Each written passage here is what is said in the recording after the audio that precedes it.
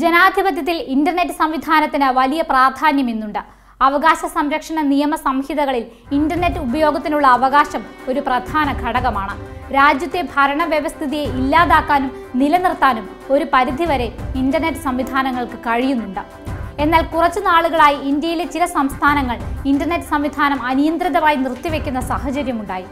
ഈ പ്രവണതയ്ക്ക് മൂക്കുകയറിടാൻ തയ്യാറായിരിക്കുകയാണ് ഇപ്പോൾ കേന്ദ്ര സർക്കാർ. വാർത്താവിനിമയ മന്ത്രാലയമാണ് ഇത് സംബന്ധിച്ച് സംസ്ഥാനങ്ങൾക്ക് കത്ത് നൽകിയിരിക്കുന്നത്.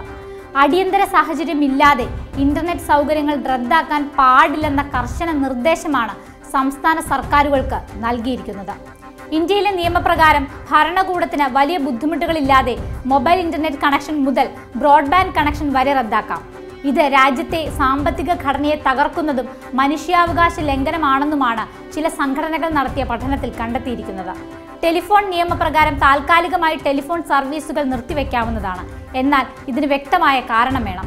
ഈ വർഷം ആദ്യം രാജസ്ഥാനിൽ സർക്കാർ സംസ്ഥാന വ്യാപകമായി 2 ദിവസമാണ് ഇന്റർനെറ്റ് സൗകര്യങ്ങൾ റദ്ദാക്കിയത്. ലോക്കൽ പോലീസ് കോൺസ്റ്റബിൾ പരീക്ഷ നടക്കുന്നതിനിടെ ക്രമക്കേടുകൾ തടയാനായിട്ടായിരുന്നു ഇത്. ഡൽഹിയിൽ പ്രവർത്തിക്കുന്ന ഇന്റർനെറ്റ് ഫ്രീഡം ഫൗണ്ടേഷൻ ഇന്റർനെറ്റ് സ്വാതന്ത്ര്യ സംരക്ഷണ രംഗത്ത് കാര്യമായ പ്രവർത്തനങ്ങൾ നടത്തുന്ന സംഘടനയാണ്.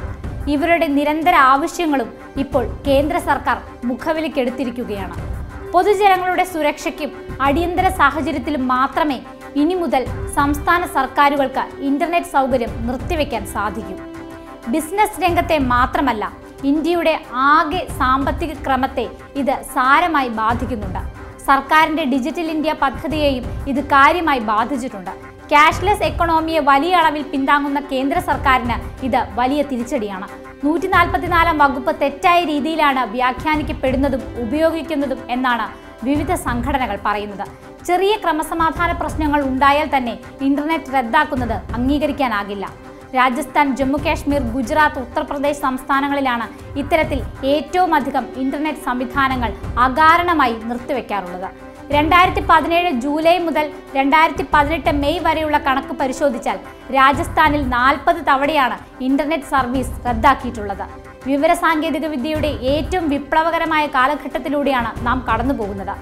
മനുഷ്യന്റെ ജീവിതത്തിലെ അവിഭാജ്യ ഘടകമായി ഇന്റർനെറ്റ് മാറിക്കഴിഞ്ഞു. ഭരണകൂടം പ്രതിസന്ധിയിലായിരിക്കുമ്പോൾ തോന്നിയ പോലെ ഇന്റർനെറ്റ് അവകാശം നിഷേധിക്കുന്നത് ഒരിക്കലും ഭൂഷണമല്ല. ഈ തിരിച്ചറിവാണ് ഇപ്പോൾ ഉണ്ടായിരിക്കുന്നത്.